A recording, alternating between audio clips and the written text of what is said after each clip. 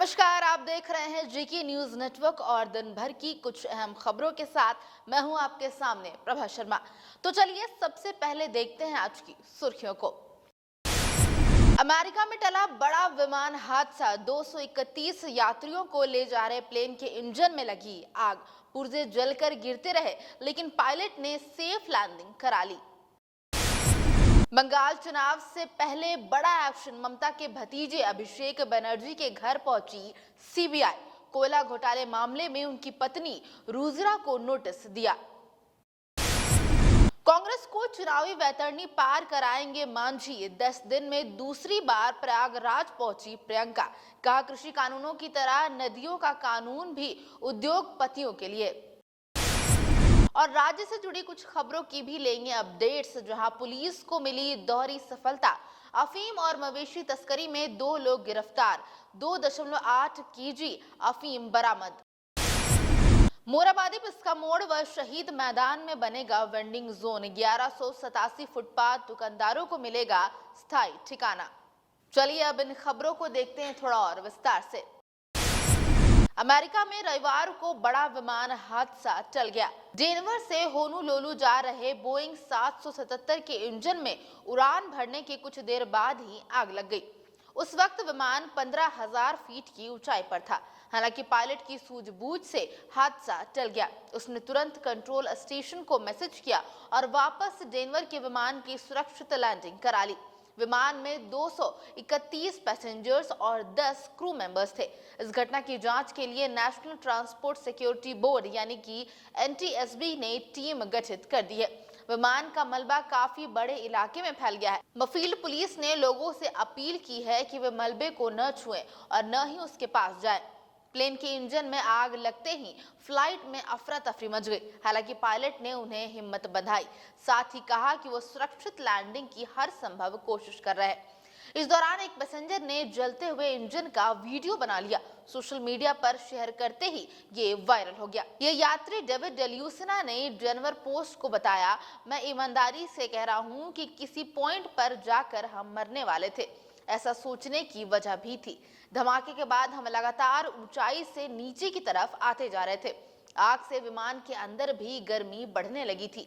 ये विमान करीब 26 साल पुराना था। इसमें 2 Pratt and Whitney PW4000 engine लगे थे। फरवरी 2018 में भी बोइंग 777 के एक पुराने विमान का इंजन फेल हो गया था। तब भी कम समय में ही सुरक्षित लैंडिंग करा ली गई थी। पश्चिम बंगाल में विधानसभा चुनाव से पहले सीबीआई ने बड़ा एक्शन लिया है। कोयला घोटाले की जांच के सिलसिले में सीबीआई टीम रविवार को मुख्यमंत्री ममता बनर्जी के भतीजे अभिषेक बनर्जी के घर पहुंची। टीम ने अभिषेक की पत्नी रुजिरा बनर्जी को जांच में शामिल होने के लिए समन दिया। सीबीआई पहले भी रुजिरा को नोटिस भेज चुकी है। अभिषेक बोले, हम झुकने वाले नहीं। अभिषेक ने सोशल मीडिया के जरिए कहा कि आज दोपहर 2 बजे सीबीआई ने मेरी पत्नी के नाम का नोटिस दिया। हमें कानून पर पूरा भरोसा है। केंद्र सरकार पर हमला बोलते हुए उन्होंने कहा कि अगर उन्हें लगता है कि इस तरह से वे हमें डराने में कामयाब हो जाएंगे तो ये उनकी बहुत बड़ी भूल है। हम उनमें से नहीं जिन्हें झुकाया जा सके। बहरहाल नोटिस की टाइमिंग पर भी सवाल उठ रहे हैं। टीएमसी ने विधानसभा चुनाव से ठीक पहले इस तरह का नोटिस दिए जाने को राजनीतिक बताया है। इससे पहले भी ममता सरकार कई बार केंद्र सरकार पर सरकारी एजेंसियों का दुरुपयोग करने का आरोप लगा चुकी है। इस मामले में सीबीआई ने शुक्रवार को राज्य से पुरुलिया, बांकुरा, बर्धमान और कोलकाता में 13 जगहों पर छापेमारी की थी। ये छापेमारी युवा तृणमूल कांग्रेस के नेता विनय मिश्रा, व्यवसायी अमित सिंह और नीरज सिंह के ठिकानों पर हुई थी। छापे के दौरान कोई भी घर पर मौजूद नहीं था। इसके पहले 11 जनवरी को प्रवर्तन निदेशालय ने हुगली, कोलकाता, उत्तर 24 परगना, आसनसोल, दुर्गापुर, बर्धमान में छापेमारी की थी। कांग्रेस महासचिव प्रियंका गांधी का पूरा फोकस उत्तर प्रदेश में अगले साल होने वाले विधानसभा चुनाव पर है। ये रविवार को प्रयागराज में घूरपुर के बसवार गांव में उन नाविक परिवारों की महिलाओं से मिली जिन पर 4 फरवरी को पुलिस ने कथित रूप से लाठीचार्ज किया था। ये कार्रवाई अवैध खनन के आरोप में की गई थी। इस दौरान प्रियंका ने केंद्र सरकार पर निशाना साधते हुए कहा कि किसान कानूनों की ही तरह नदियों पर लागू होने वाले कानून भी मछुआरों की बजाय उद्योगपतियों की भलाई के लिए है। प्रियंका बीते 10 दिन में दूसरी बार प्रयागराज दौरे पर पहुंची। मछुआरा समुदाय की महिलाओं ने प्रियंका को रोते हुए 4 फरवरी की घटना के बारे में बताया। उन्होंने कहा कि उस दिन पुलिस उनके घरों में जबरन घुस गई, औरतों और बच्चों को पीटा, नाव को तोड़ दिया और घरों को आग लगा दी। मछुआरों ने टूटी नाव को भी दिखाया। इस पर प्रियंका ने कहा कि अगर आपको यहाँ मारा पीटा गया है तो प्रशासन और यूपी पुलिस को शर्म आनी चाहिए। मैंने उस घटना का वीडियो देखा है, हम इस मुद्दे को उठाएंगे और आपकी लड़ाई लड़ेंगे। इससे पहले प्रयागराज के बमरौली एयरपोर्ट पर सुजीत निषाद और बलराम सहानी ने प्रियंका का स्वागत किया। मौनी अमावस्या पर सुजीत की नाव पर ही प्रियंका सवार हुई थी। सुजीत ने ही बसवार में हुई पुलिस की कार्रवाई की जानकारी प्रियंका को दी थी। वहीं बलराम की प्रियंका से मुलाकात लोकसभा चुनाव से पहले कांग्रेस की गंगा यात्रा के समय हुई थी। वहीं इस यात्रा पर उप मुख्यमंत्री ने कहा कि ये सिर्फ पॉलिटिकल टूरिज्म है।